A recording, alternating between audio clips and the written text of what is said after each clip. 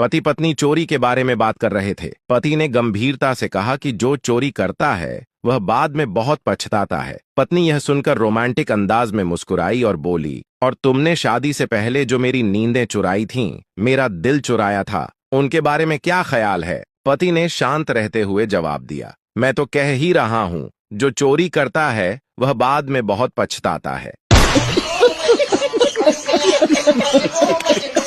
एक बार दुबई का एक कुत्ता इंडिया आ गया। यहाँ के कुत्तों ने उसे बड़े आश्चर्य से देखा और पूछा, भाई बड़े सुंदर दिख रहे हो, कहाँ से आए हो? कुत्ते ने गर्व से जवाब दिया, दुबई से। ये सुनकर बाकी कुत्तों ने हैरानी से पूछा, फिर दुबई छोड़कर यहाँ क्यों आ गए? इस पर कुत्ता मुस्कुराते हुए बोला, वहाँ की हवा, पानी, मौसम और रहने खाने की सारी सुविधाएं तो बेहतरीन है, लेकिन भौंकने की जो आजादी इंडिया में है वो दुनिया में कहीं नहीं है।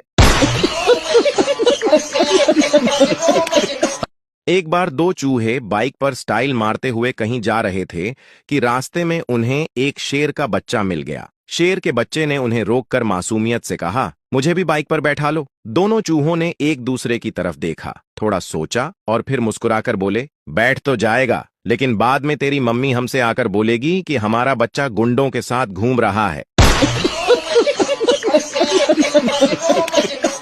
पत्नी ने प्लाजो लेने की जिद की तो पति ने चालाकी करते हुए अपने पिताजी का 36 इंच मोहरी वाला पायजामा रंगवाकर उसे दे दिया। पत्नी उसे पाकर इतनी खुश है कि खुशी जताते नहीं थक रही। उधर पिताजी अपना पायजामा ढूंढते ढूंढते परेशान हो गए हैं और पति एक कोने में बैठा यह सब देखकर चुपचाप हंसते नहीं थक रहा।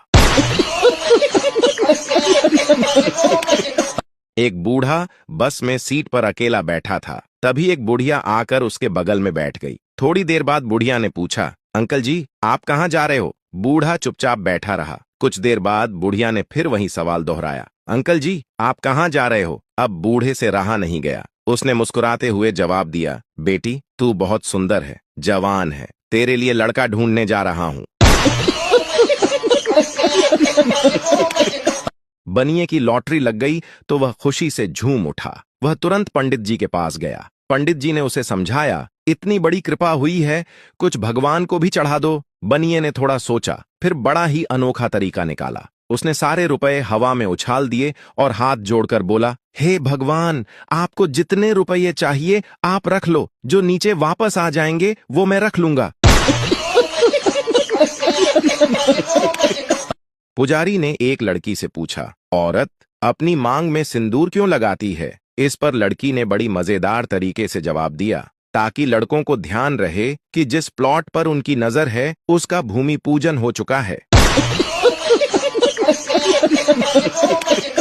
नंदू खेत में पेट खाली कर रहा था, तभी उसने 2 बार हवा छोड़ी, पुर पुर। पास ही एक सूअर और उसका छोटा बच्चा यह सब ध्यान से देख रहे थे। बच्चे ने मासूमियत से कहा, माँ मुझे भूख लगी है। सूअर ने उसे रोकते हुए कहा, रुक जा बेटा, एक सीटी और लगने दे।